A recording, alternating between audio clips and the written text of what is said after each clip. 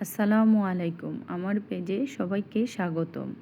আজকের আয়োজনে আপনাদের জন্য নিয়ে এসেছি ডিমের দারুণ একটি মজার রেসিপি। প্রথমে ডিমগুলো আমি ভালো মতো সিদ্ধ করে নেব। তারপর একটি কড়াই বসিয়ে রেগুলার রান্নার তেল দিয়ে দেব।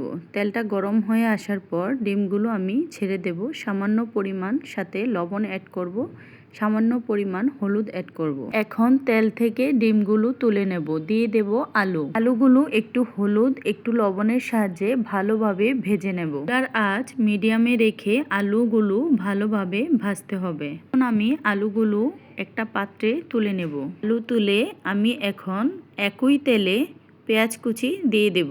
পেঁয়াজের পরিমাণটা একটু বেশিই দেব। পেঁয়াজটা যখন লাল লাল হয়ে আসবে তখন এই মুহূর্তে আমি অ্যাড করে দেব কাঁচামরিচ। কাঁচামরিচ দেওয়ার পর আমি সব কিছু ভালোভাবে ভেজে নেব। একটু ভালোভাবে ভেজে নেওয়ার পর এখন আমি এক এক করে মশলা অ্যাড করব। প্রথমে অ্যাড করব আদা বাটা, তারপর অ্যাড করব রসুন বাটা, তারপর অ্যাড করব পেঁয়াজ বাটা। এগুলো উপকরণ আবার একটু ভালোভাবে নেড়ে চেড়ে নেব। মিনিটের মতো ভেজে নেওয়ার পর এখন আমি অ্যাড করব সামান্য পরিমাণ হলুদ গুঁড়া, তারপর অ্যাড করব মরিচের গুঁড়া। মরিচের পরিমাণটা আমি একটু বেশি দেব কারণ আমি ঝাল খেতে পছন্দ করি। তারপর দিয়ে দেব ধনিয়ার গুঁড়া, তারপর দিয়ে দেব জিরার গুঁড়া। সবগুলো উপকরণ আবার একটু ভালোভাবে মিশিয়ে নেব। তারপর দিয়ে দেব আস্ত গরম মশলা, দিয়ে দেব কয়েক টুকরা তেজপাতা। সবগুলো উপকরণ আবার একটু ভালোভাবে নেড়ে দেব। মশলাটা একটু কষিয়ে নেওয়ার পর এখন অ্যাড করব আমি গরম পানি, যাতে মশলাটা পুড়ে না যায়। এখন অ্যাড করব আগে থেকে ভেজে রাখা আলুগুলো অ্যাড করার পর আবার একটু ভালোভাবে নেড়ে চেড়ে দেব। এই পর্যায়ে চুলার আঁচ সামান্য একটু বাড়িয়ে নেব যাতে আলুগুলো ভালোভাবে সিদ্ধ হয়ে যায়। এখন আমি আগে থেকে ভেজে রাখা ডিমগুলো ছেড়ে দেব। এখন একটু নেড়ে সব কিছু মিশিয়ে নেব।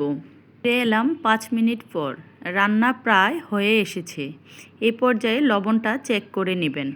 এখন আমি অ্যাড করে দেব ধনিয়া পাতা কুচি। এটা একেবারে অপশনাল, আপনার পছন্দ মতো ধনিয়া পাতা কুচি দিয়ে দেবেন। ধনিয়া পাতা দেওয়ার পর আমি আবার একটু নেড়ে চেড়ে 2 মিনিট রান্না করব। এখন আমি পরিবেশন করব। রেসিপিটি কেমন লাগলো কমেন্ট করে জানাবেন। যখন আমরা একই খাবার খেতে খেতে বোর হয়ে যাই তখন ভিন্ন কিছু খেতে ভালো লাগে। এমনই ভিন্ন ও সহজ একটি রেসিপি ডিম আলুর ঝোল। এই রান্নাটা মাছ মাংসের চাইতেও অনেক মজার হবে। এই তো হয়ে গেল আমার আজকের রান্না।